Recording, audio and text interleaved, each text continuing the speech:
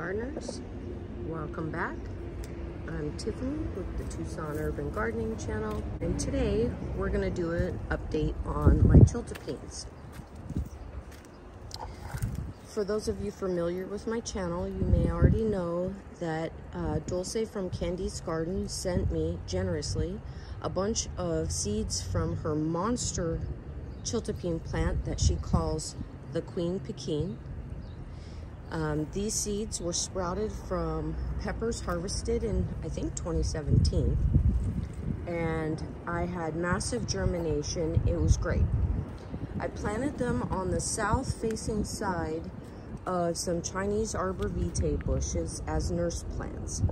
Now, I need to point out one thing, and that is this chiltepin is a variety from a place I think called Cananea in Mexico.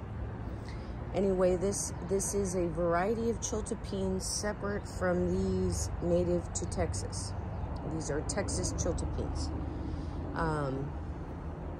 So I did need to point that out. And these, I planted here in hopes that they would grow up into the arbor vitae bushes, using them as like a scaffold and a protector. So far that seems to be working. In the summer, the rays of the sun are more direct, and these guys are almost always in the shade, but they have a lot of bright sunlight all day. In the winter, when the angle of the sun is lower, they get a lot of direct sunlight. They're not subject to frost like many of the things around them, and they sunburn. I mean, not sunburn, they turn black. They get a lot of black on the leaves to protect them from that direct sunlight. But as spring comes, the sun is positioned higher and higher, and so they get bright sunlight again. I mean, bright light, but no direct sunlight. So I planted these more in the way that you would find them in the wild. Over here I have chiltepins sprouted in 2021. So they're like 2 years old this spring. I mean, they're already 2 years old. Okay. These two have been in pots, but don't be fooled. They have almost no root growth in those pots. They pretty much just go directly down into the ground. They just drilled right through those cloth bags. These would need to be in air pots, plastic air pots on an elevated base on plastic to keep them contained in the pot. I am going to transplant them this year. They can't stay here. One of them, probably that one on the right, is going to go right here. I had what I thought was a Kumari Pollux here, but it was a Kumari Pollux Baccatum hybrid, but definitely not anything I wanted to save. These chiltepins were also planted in 2021. They are the same age as these guys. These plants got massive last year. They were like chest high. A lot of the largest and tallest growth did freeze. We had a couple of snows, and you know, I want to say, and please forgive me if I'm exaggerating, but I think we had the most days below freezing on record maybe this winter. But these guys really survived well. They are already blooming, getting ready to take over again. All of this is growing almost inches per day. They're coming back so fast. I mean, all of this is going to take over. Now, it's interesting. I'll come down here and show you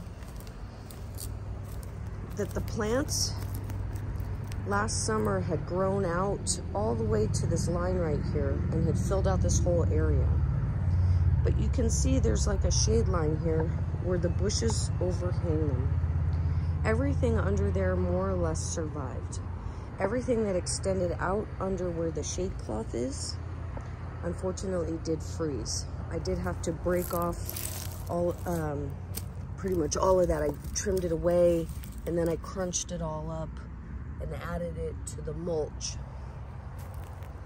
that you see on the ground. I want to talk about a comment that was left on one of the chiltepin videos.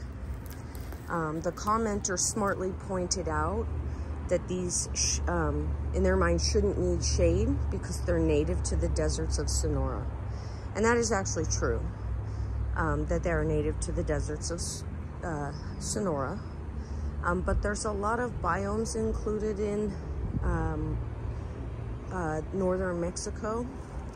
Some are more temperate. In northern Mexico, they get more rain, they have less intense heat than we do here in Arizona. But the Chiltepin's native range extends up into southern Arizona, I think parts of New Mexico, Texas, and I don't know, maybe California, but I don't really know about that. I'm guessing on that one. But, and in places they don't need any sun protection. But here in Tucson and other more arid desert climates, you do need a nurse plant or shade to help these guys survive.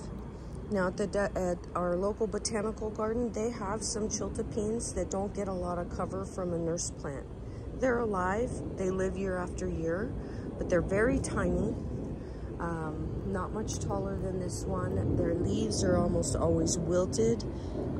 They don't spend a lot of time growing because they're just trying to photosynthesize in the harsh environment that they're in. They can live for quite a while like that, but the reality is to get large harvestable amounts in the quantities that I'm looking for, it doesn't serve me or the plants to have them be so exposed. They may survive for a while, but I just don't think that it's viable for them long term.